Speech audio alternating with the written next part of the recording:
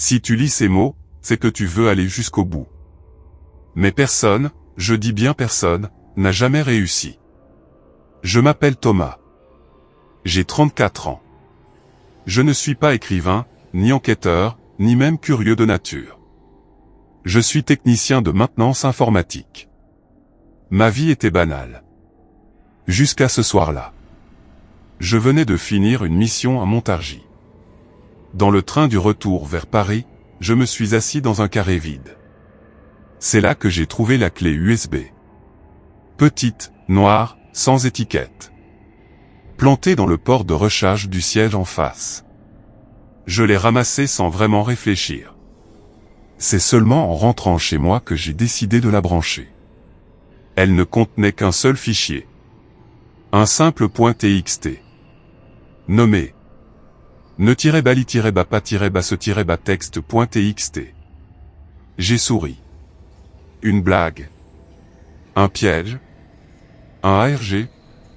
Curieux, je l'ai ouvert. Je ne savais pas encore que j'étais en train d'ouvrir quelque chose de vivant. Le texte commençait ainsi. Ce fichier est une prison. Si tu lis, tu participes. Tu ne pourras plus jamais revenir en arrière. Tu viens de rejoindre les autres. Puis, plus bas. Chacun laisse un morceau de ce qu'il est ici. Il prend un morceau de l'histoire avec lui. Mais personne n'a encore réussi à lire jusqu'au bout. Je me suis demandé si c'était un jeu interactif. Un projet d'écriture collective. Mais chaque paragraphe avait un style différent.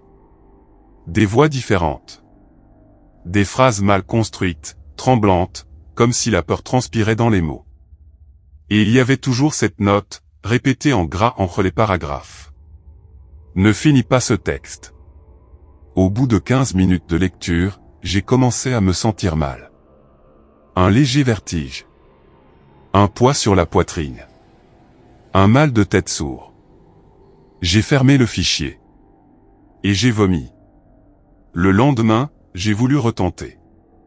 Mais le fichier avait changé. De nouveaux paragraphes étaient apparus. Des phrases comme « Je suis revenu. Je ne devrais pas.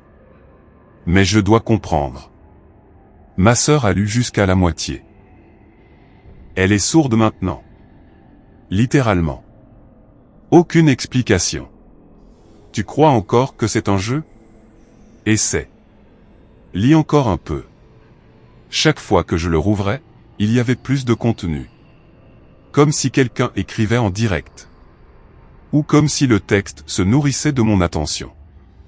Je l'ai copié sur mon téléphone. Puis sur une autre clé USB.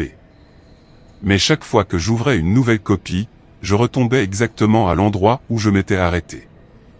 Comme si le fichier me suivait. Comme s'il me connaissait.